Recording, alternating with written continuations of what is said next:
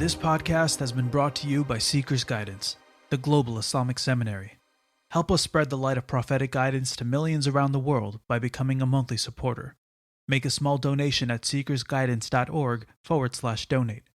For as little as $10 a month, you can help people find life-changing guidance.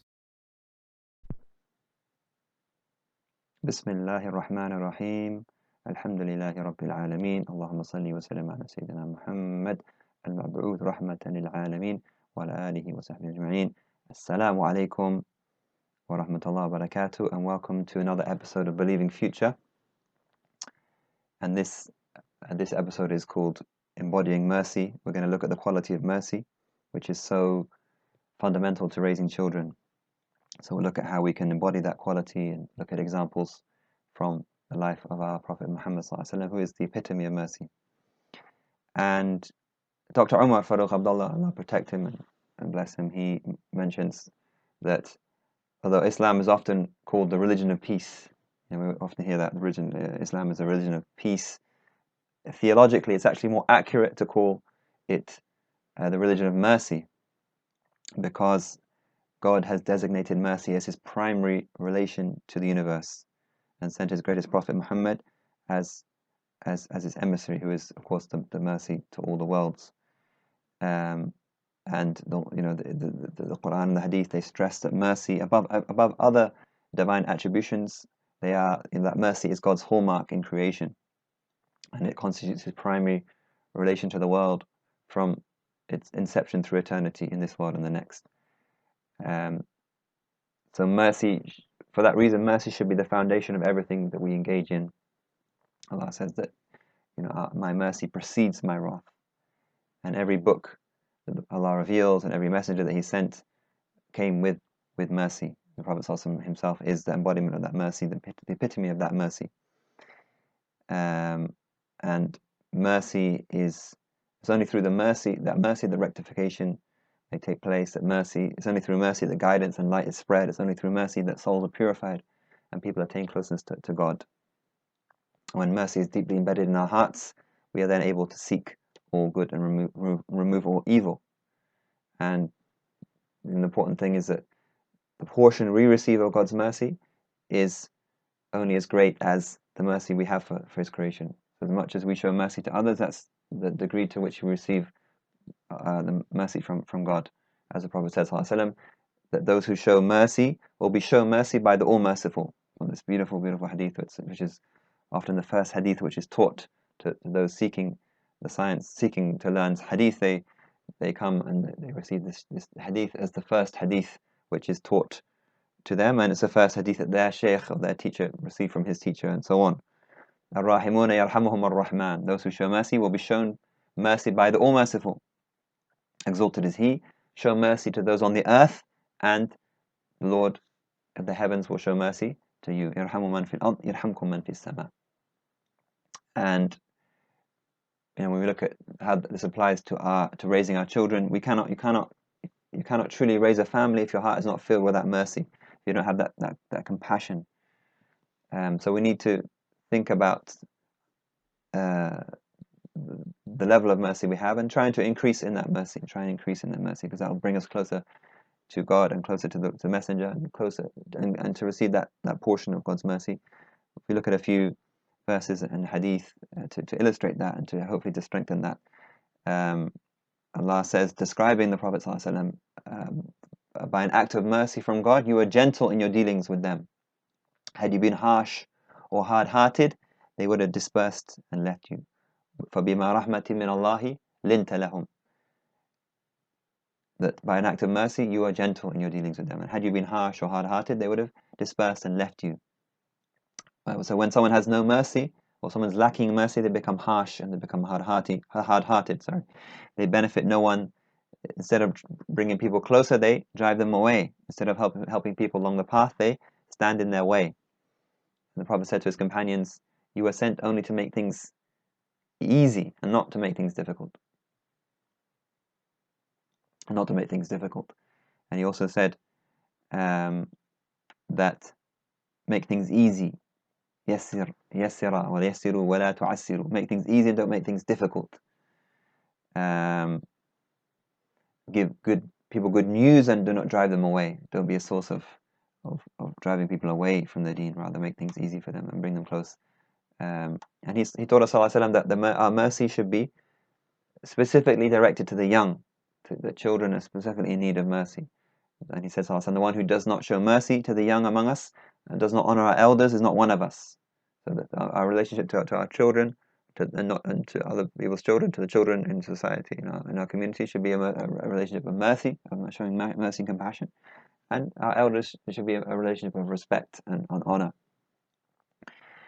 And when the Prophet says that he's not one of us, it doesn't mean they're outside. We had this in numerous hadith, that he's not one of us. So someone who does this or doesn't do this is not one of us. It doesn't mean that they're outside the fold of Islam, but they are distant somewhat from the true, from the Sunnah and from the true teachings of Islam. So it's a warning that laysa minna, when he said, the Prophet says he's not one of us. It's a danger of being outside that closeness, that the fold, being outside of closeness to the Prophet. Not outside the fold of Islam, but outside that closeness to the Prophet. And the Prophet was once sitting with an Arab tribal leader whose name is Aqra bin Habis, very important figure amongst his tribe, and very influential and very strong man, lots of power. And Sayyidina Hassan bin Ali, the Prophet's grandson, sallallahu alaihi wasallam, approaches, and the Prophet sallallahu alaihi wasallam, hugs him and kisses him, and shows that affection to him. He loved his grandchildren more than anything else, sallallahu alaihi wasallam, Sayyidina Hassan and Hussein. And Aqra was surprised. He thought the Prophet sallallahu alaihi wasallam was again a leader, someone that should be showing qualities of manhood and strength, and he didn't think it was appropriate for the Prophet ﷺ to be kissing his children and showing that emotion or that love. And he said, is this how you kiss your children? I have 10 children. I've never kissed any of them. He's actually proud of the fact that I've got 10 children. I've never kissed any of them. We raise them with with severity, and we make them men, and we make them hard, and we make them. That's what he was saying, basically. The Prophet ﷺ, the one who does not show mercy will not be shown mercy. If we can't even show mercy to our children, if we can't show compassion to our children, then what do we expect to receive of the mercy of God? And there's other similar events like this. Another occasion, the Prophet ﷺ was impressed by a man who was tightly hugging a young child. Okay, and the Prophet ﷺ remarked on this display of compassion and said, God is more merciful to you than you are to him, meaning the child. He is the most merciful of the merciful. Huwa arhamur rahimin. The Prophet ﷺ, but the point was that the Prophet ﷺ saw a man showing this compassion, which perhaps wasn't always the norm in the society. So he was happy. He was really happy to see that unrestricted show of compassion and show of love, and he praised it, sallallahu alaihi wasallam. And he was trying to kind of re-educate that society, especially the men amongst them.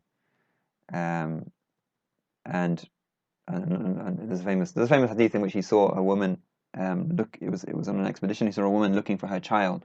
She was almost going crazy looking for her child. She lost a very young child, and she was looking around the camp. Where is it? And eventually she finds the child, and she hugs it, and so it's still breastfeeding. She puts it to her breast, and the child, she's calm, and the child's calm. And the Prophet just wanted to illustrate something. He said, look at this woman. Could you see her throwing her child into the fire? And the companion said, of course not. Of course, we could never imagine that. And the Prophet said that Allah is more merciful, far more merciful than that mother is to her child. He wanted to show that there are manifestations of mercy in our relationships with each other. That's in the human realm, but Allah subhanahu wa ta'ala is far more merciful in this life and the next. And there's a narration that says that there's a special abode in paradise, a special place in paradise called the abode of joy, Dar al-Farah, which is reserved for people who make children happy. Let's think about that next time. There's a special place in paradise for people that make young children happy. And one of Habib Umar, Hafidhahullah, his teachers, Habib Muhammad Haddad, used to always carry sweets with him, candy with him, to give out to children. So whenever he came, he'd go out to different villages, visiting, calling people to Allah, and reminding people of Allah. And when his car would arrive in that village, all the children would come running around and surrounding the car. And it's in the hope that he would enter into that Dar al-Farah, the abode of joy, by entering Farah, by entering joy into the hearts of these children. Another example. There's so many examples, but there's so many examples from the.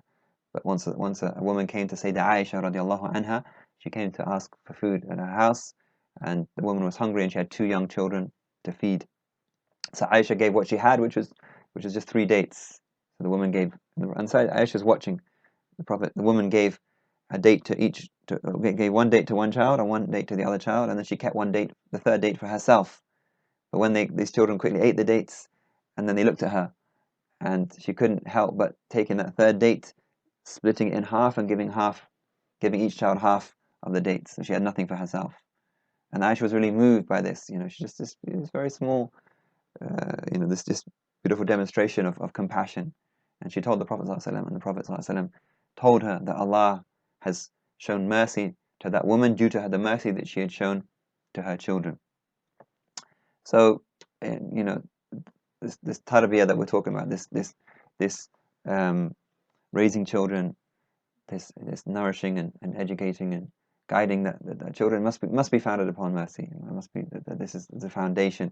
The whole deen is founded upon mercy, but especially this relationship to our children, it has to be founded upon true mercy. The greater the compassion you have in your heart when you offer advice to your children, or teach them, or guide them, the greater the impact will be upon them, and the more it will give them light and insight. The more you have, the more mercy you have, and the more compassion you have, the more the effect it will have when you try and teach them, when you try and educate them, when you try and correct them. The opposite is also true. The harsher someone is, the less effect their advice will have. If there's a lack of compassion in their heart, their advice will have the opposite effect. It will feel heavy. It'll be difficult to accept. 2 people could be giving the same advice, but one person has a lot of compassion and mercy, and the other doesn't. And you can tell which one will be accepted. The child will accept the person who's got mercy and will not heed the advice of the one who doesn't. And as parents, we need to have that. We need to increase the mercy and compassion that's in our hearts. We need to show mercy to ourselves first and foremost, by working in our character, by improving our character, by trying to purify our souls. That's showing mercy to ourselves, and then we show mercy to others in all our relationships. And we might find, father may not be, or parents may not be financially able to give their children what they would wish to give them, the treats and the toys and all the things that they'd love to give their children. But if the father's heart is full of mercy, and the mother likewise, then the children will be happy. If there's that compassion there, then it doesn't. If the material things aren't there, then this will compensate. This will be far greater. This is far greater than that. And they'll be treated. When they receive that care, and that compassion, they feel like they're special. They feel like they're being treated like royalty. Whereas another father may be financially able to give them what they want and buy them this and buy them that, but lacking in true compassion, lacking in that connection to them. And that's just that smile, the smile of compassion, the smile of care would be far greater than any material things. And we see this in the relationship between the Prophet ﷺ and Sayyidah Fatima Zahra, his beloved daughter, the one who he loved more than anyone else, the one who was a piece of him or a part of him. He didn't give her the material things. And there's a famous story where she wanted a servant to help her in the house. She wanted, she was suffering, so her and Sayyidina Ali, but the Prophet ﷺ didn't give her anything material. And that's true throughout her life. He never reserved her something special materially. Whatever wealth came in, he didn't have a special store for his own family, but rather he gave her that compassion, he gave her that love, he gave her and the gifts that he gave her were beautiful supplications and du'as and things which brought her closer to Allah subhanahu wa ta'ala. Because material things come and go, but these things, the connections to Allah, they remain. And it's been narrated that one of the greatest ways of calling upon Allah is to say Ya Arhamar Rahimin, Ya Arhamar Rahimin, Ya Arhamar Rahimin. O most merciful of the merciful. So, and it's been narrated that when someone says it 3 times, an angel calls out, the most merciful of the merciful, Ya Arhamar Rahimin, is present. So ask what you wish. Ask what you wish. And so we should seek that mercy. We should try to embody that mercy we've heard in the example of the Prophet ﷺ, and we call upon Allah by His name, Ar-Rahman Ar-Rahim, and also by it in this way, Ya Arhamar Rahimin, Ya Arhamar Rahimin. When you say it 3 times, Allah is the most merciful, is present. So ask what you wish. So ask Allah, Ya Arhamar Rahimin, Ya Arhamar Rahimin, Ya Arhamar Rahimin. We ask the most merciful to make us people that embody this mercy, and that we, in all that we do, and that we attain a big portion of His mercy in doing that, and we follow in the footsteps of the epitome of mercy, Prophet Muhammad, Rahmatan lil Alameen, Allahumma salli wa sallim wa barak alayh.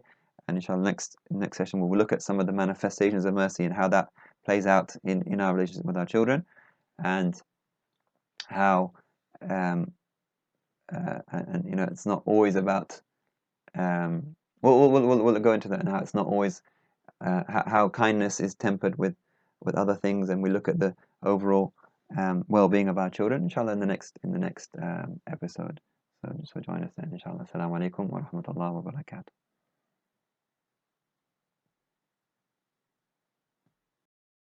Thank you for listening. This podcast was brought to you by Seeker's Guidance, the Global Islamic Seminary. Visit seekersguidance.org to access reliable Islamic knowledge taught by qualified teachers. We offer a wide range of courses, podcasts, articles, and a world-class answer service. Support us in spreading free, reliable Islamic knowledge to millions around the world by becoming a monthly supporter. Visit seekersguidance.org/donate and make a small monthly commitment today. Our beloved Prophet, peace and blessings be upon him, said, "Whoever guides someone to goodness will have a similar reward." So don't forget to share this podcast and spread prophetic guidance.